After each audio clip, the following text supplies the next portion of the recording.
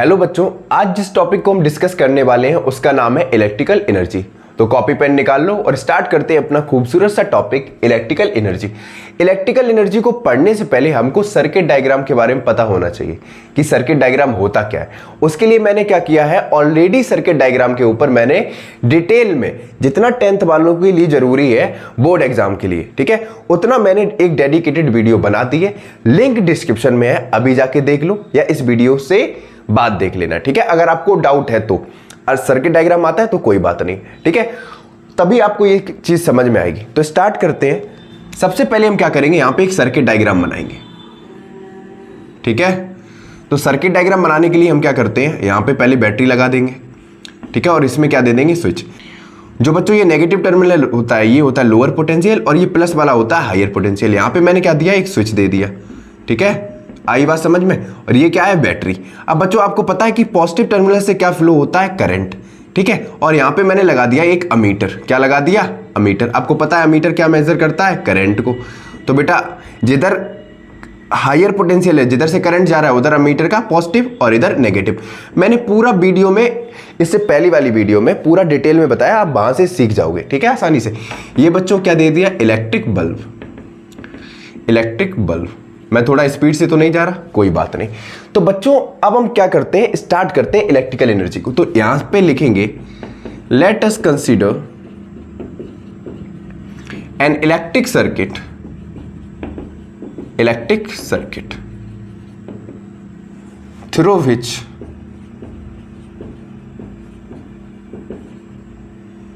Charge flow, या फिर ऐसे लिखो, through which Q amount of charge flow, Q amount of charge flow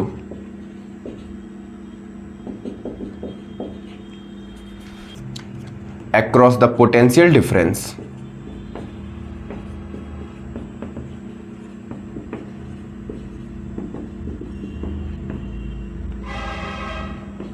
V, ठीक है।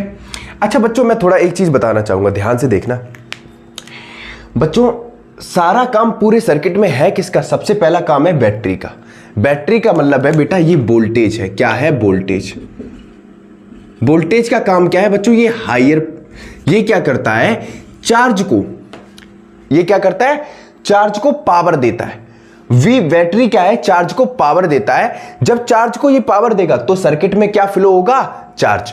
जैसे कि अभी आपको एक मैं थोड़ा सा डायग्राम बता रहा हूं, ध्यान से देखिएगा, वीडियो की ज्यादा लेंथ हो जाएगी इसीलिए मैं आराम से बता रहा हूं, ठीक है। ये एक कंडक्टर है, इसमें मैंने क्या कर दिया, एक इसको बैटरी से कनेक्ट कर दिया, ठीक है, ध्यान से देखिएगा बच्चों। जैसे ही मैं बैटरी से कनेक्ट करूंगा, अभी बेटा जब तक मैंने स्विच ऑन नहीं किया था तो जाहिर सी बात है कि वोल्टेज सप्लाई इसमें जा नहीं रही थी, तो चार्ज फ्लो नहीं हो रहा था सर्किट में। लेकिन जैसे ही मैं स्विच को ऑन करूंगा तो ये बी क्या करेगा, वोल्टेज क्या करेगा, इलेक्ट्रॉन को पावर देगा, क्योंकि अभी इलेक्ट्रॉन आपस में नाकारा बने, निठल्ले बने बैठे थे, ठीक है। जैसे ही इनको लगा कि यहां पे हाई पोटेंशियल वाला, ताकतवर वाला आया, ये सब एकदम डर की वजह से एक डायरेक्शन में बैठ गए, ठीक है। अब ये क्या करेंगे, इधर मूव करेंगे, करेंगे या नहीं करेंगे, क्यों, क्योंकि पीछे से क्या पड़ रही है, मार पड़ रही है, किसकी, वोल्टेज की। समझ में आया। आपने देखा है ना स्कूल में जब प्रिंसिपल सर राउंड पे आते हैं तो पहले बच्चे आराम से क्लास में, कोई किसी के भी सीट पे बैठा, आपस में कुछ भी खेल ले, लेकिन जैसे ही पता चलता है कॉरिडोर से प्रिंसिपल सर के पैरों की आवाज आ रही, सब बच्चे शांत, ठीक है। जितना ज्यादा हाई पोटेंशियल उतना ही ज्यादा चार्ज फ्लो और उतना ही ज्यादा क्या होगा, करंट बनेगा। आई बात समझ में। तो सबसे पहले हम क्या करते हैं, इतनी चीज समझ में आ गई, चलो आगे बढ़ते हैं, आगे बढ़ते हैं। तो इससे आपको क्या पता चला कि जो वोल्टेज है उसने चार्ज पे क्या किया, बकडन किया।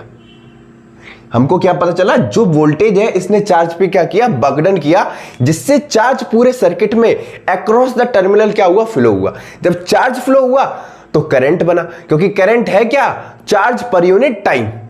समझ में आ गया, कोई तकलीफ। चलो आगे बढ़ते हैं। यहां पे लिखेंगे देन वर्क डन किसके बराबर हो जाएगा, पोटेंशियल इंटू चार्ज।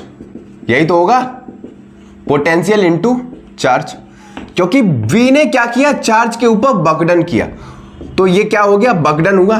तो वर्क डन का फॉर्मूला क्या आ गया, इसको बोल देंगे हम इलेक्ट्रिकल वर्क डन। क्या बोलेंगे, electrical work done. Electrical work done किसके बराबर होता है, W बराबर V इंटू क्यू।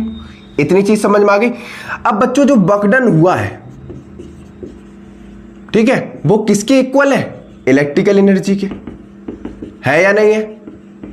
क्योंकि जाहिर सी बात है, आपको ये चीज तो पता होगी कि जब भी कोई ऑब्जेक्ट क्या करता है, वर्क डन करता है, ठीक है, तो वहां पे एनर्जी एक फॉर्म से दूसरी फॉर्म में क्या होती है, ट्रांसफर होती है। इतनी बात पता है। दूसरा क्या है, आपको पता है कि जो इलेक्ट्रिसिटी है वो क्या है, एक फॉर्म ऑफ एनर्जी है या नहीं है? तो वो डिफरेंट सुटेबल फॉर्म में क्या हो जाती है, कन्वर्ट हो जाती है।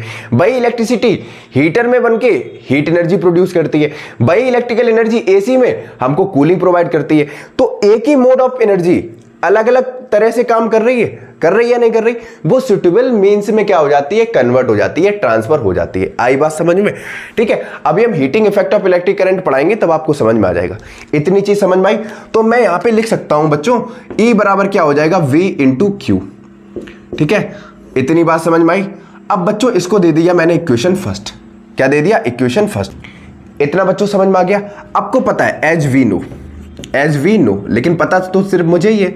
Q बराबर क्या होता है बच्चों, I इंटू टी। ये कैसे आया, क्योंकि I बराबर क्या था, Q अपॉन टी। ठीक है, चार्ज पर यूनिट टाइम क्या होता है, करंट होता है, पता है ना? तो भाई मैंने क्या किया है, सब्स्टिट्यूट कर दिया यहाँ पे। तो अब मैं Q equal to I T को यहाँ पे पुट कर दूं, तो E बराबर क्या आ जाएगा बच्चों, B इंटू क्यू की जगह क्या रखना, I इंटू टी। तो हमको क्या फॉर्मूला मिल गया, E equal to V I T. इतना तो पता चल गया, वीडियो में दिख रहा है, ठीक है, इतना पता चल गया। अब यहां पे लिखेंगे बच्चों y यूजिंग ओम्स लॉ। क्या होता है, B इक्वल टू होता है I इंटू आर। ठीक है, इसको दे दो इक्वेशन सेकंड। तो यहां पे लिखेंगे put V equal to I into R in equation second. तो मैं अगर यहां पे रखूंगा तो क्या हो जाएगा बच्चों, E बराबर आ जाएगा, B की जगह क्या रखना है हमको, I इंटू आर, और पहले क्या दे रखा है, I इंटू टी। तो क्या आ गया, I स्क्वायर आर टी। समझ में आ गया? क्योंकि बच्चों I इंटू आई क्या होगा, I स्क्वायर और आर टी। ठीक है, तो क्या फॉर्मूला आ गया, E equal to I square R T. तो बच्चों हम यहां पे कह सकते हैं जो E है वो डायरेक्टली प्रोपोर्शनल है स्क्वायर ऑफ करंट के, और E डायरेक्टली प्रोपोर्शनल है रेजिस्टेंस के, और E डायरेक्टली प्रोपोर्शनल है टाइम के। इतना बात समझ में आ गया? तो ये पूरा था इलेक्ट्रिकल एनर्जी के बारे में। अगर आपको कोई भी डाउट हो कमेंट बॉक्स में बता दीजिएगा, फटाफट इसका स्क्रीनशॉट लो। आज के लिए इतना ही रखते हैं।